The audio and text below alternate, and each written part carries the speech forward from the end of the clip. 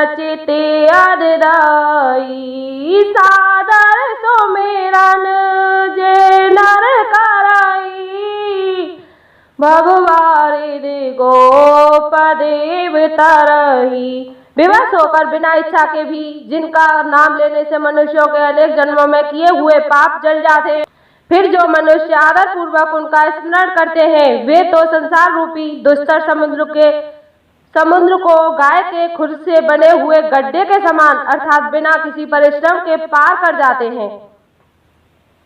राम स परमात्मा भवानी, तह ब्रह्मवती अविहित तव वाणी, अस संशय आनत उर्माही, ज्ञान विराग सकल गुण जाही। हे पार्वती, वही परमात्मा श्री रामचंद्र जी हैं, उनमें ब्रह्म देखने में आता है। तुम्हारा ऐसा कहना अत्यंत ही अनुचित है। इस प्रकार का संदेह मन में लाते ही मनुष्य के ज्ञान, वैराग्य और सारे सद्गुण नष्ट हो जाते हैं। सुनि शिव के भ्रम भंजन वचना, मिट गए सब कुतिरक के रचना, भई रघुपति पद प्रीति प्रतीति, दारुण असंभावना वीति। शिव जी के ब्रह्मनाशक वचनों को सुनकर पार्वती जी के सब कुतर्कों की रचना मिट गई। श्री रघुनाथ जी के चरणों में उनका प्रेम और विश्वास हो गया और कठिन असंभावना, जिसका होना संभव नहीं, ऐसी मिथ्या कल्पना जाती रही। पुण्य पुण्य प्रभु पद कमल, कही जोर पंख रूह पान, रामा जोर पंख रूह पान, बोली गिरजा बचन भर, मनऊ प्रेम रस सान, कह गए कृष्ण मुरारी, भजन कर राधा प्यारी। बार बार स्वामी शिव जी के चरण कमलों को पकड़कर और अपने कमल के समान हाथों को जोड़कर पार्वती जी मानो प्रेम रस में सान कर सुंदर वचन बोली। शशि कर सम सुने गिरा तुम्हारी, मिटा मोह सरुदा तप भारी, तुम कपाल सब संशय हरे, राम स्वरूप जाने मोहि परेऊ। आपकी चंद्रमा की किरणों के समान शीतल वाणी सुनकर मेरा ज्ञान रूपी शरद ऋतु क्वार की धूप का भारी ताप मिट गया। हे कृपालु, आपने मेरा सब संदेह हल लिया। अब श्री रामचंद्र जी का यथार्थ स्वरूप मेरी समझ में आ गया।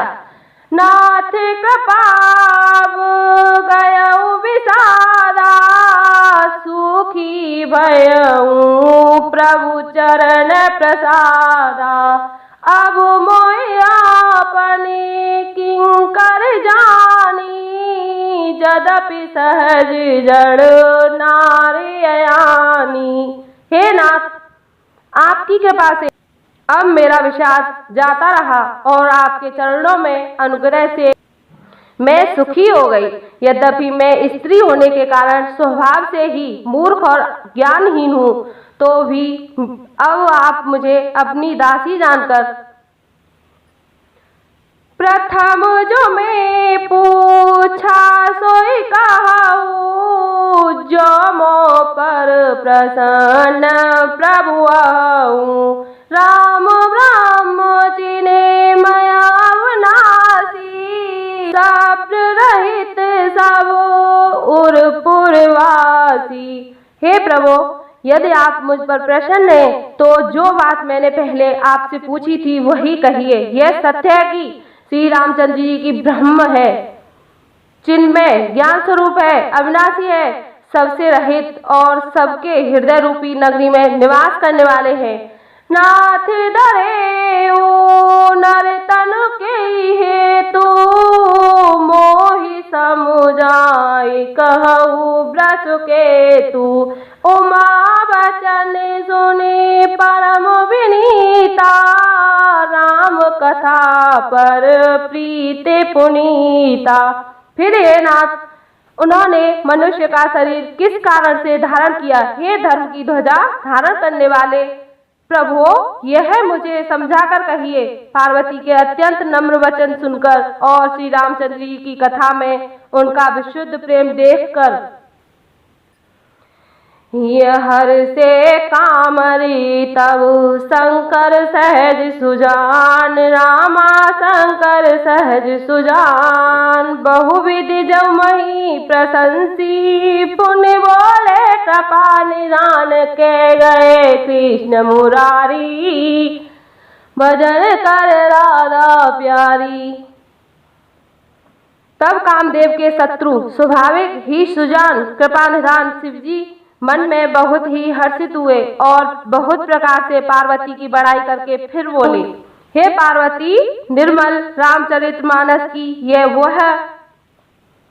वह मंगलमयी कथा सुनो जिसे काकभूषण ने विस्तार से कहा और पक्षियों के राजा गरुड़ जी ने सुना था। सो संवाद उदार जेहि विदभाग कह, सुनहु राम अवतार चरित परम सुंदर अनघ। वह श्रेष्ठ संवाद जिस प्रकार हुआ वह मैं आगे कहूँगा। अभी तुम श्री रामचंद्र जी के अवतार का परम सुंदर और पवित्र पापनाशक चरित्र सुनो। हरि गुण नाम अपार कथा, रूप अगणित अमित, मैं निज मति अनुसार कहूँ, उमा सादर सुनऊँ। श्री हरि के गुण नाम कथा और रूप अभी अपार अगणित और असीम है। फिर भी हे पार्वती, मैं अपनी बुद्धि के अनुसार कहता हूँ, तुम आदर पूर्वक सुनो।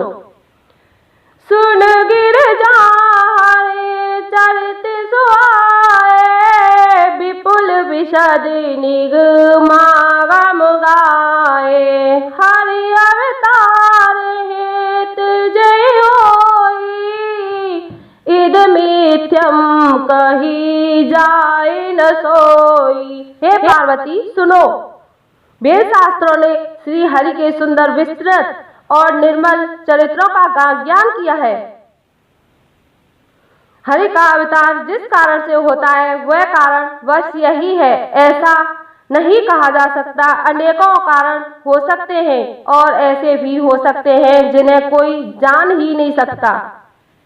राम अवतार के बुद्धि मनवानी, मत हमारे असु सुनई सयानी, तदपि संते मुनि वेद पुराना, जस कछु कहाई स्वयं तु अनुमाना। हे सयानी सुनो, हमारा मत तो यह है कि बुद्धि मन और वाणी से श्री रामचंद्र जी की तर्कना नहीं की जा सकती, तथापि संत मुनि वेद और पुराण अपनी अपनी बुद्धि के अनुसार जैसा कुछ कहते हैं। तस्में सुमेखि सुनावहु तोहि, समुझ परई जस कारण मोही, जब जब होई धर्म के हानि, बाढ़हि असुर अधम अभिमानी। और जैसा कुछ मेरी समझ में आता है हे सुमेखी, वही कारण मैं तुमको सुनाता हूँ। जब जब धर्म का ह्रास होता है और नीच अभिमानी राक्षस बढ़ जाते हैं, करहि अनीति जाय नहीं बारिनी, सीधहि विप्र देनो सुर धरणी, तब तब प्रभु धरे विभज शरीरा, हरहि कृपा निधे सज्जन पीरा। और वे ऐसा अन्याय करते हैं कि जिसका वर्णन नहीं हो सकता, तथा ब्राह्मण गौ देवता और पृथ्वी कष्ट पाते हैं। तब तब वे कृपा निधान प्रभु भांति भांति के दिव्य शरीर धारण कर सज्जनों की पीड़ा हरते हैं।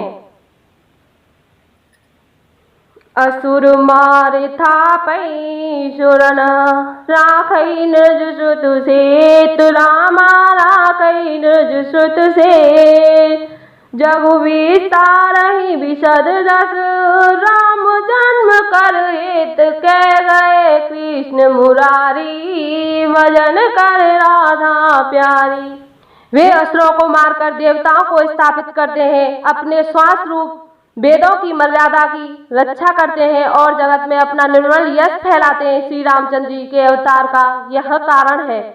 सोई जस गाए भगत भवतरहि कृपा सिंधु जन हित तनु धरहि राम जन्म के हेतु अनेका परम विचित्र एक तेका।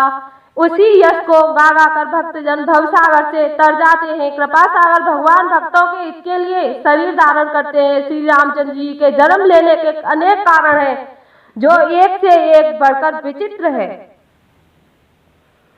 जन्म एक दुई कहूँ बखानी सावधान सुन सुमति भवानी द्वारे पाल हरि के प्रिय दो जय विजय जान सबको। हे सुंदर बुद्धिमानी भवानी, मैं उनके दो एक जन्मों का विस्तार से वर्णन करता हूँ, तुम सावधान होकर सुनो। श्री हरि के जय और विजय दो प्यारे द्वारपाल हैं जिनको सब कोई जानते हैं।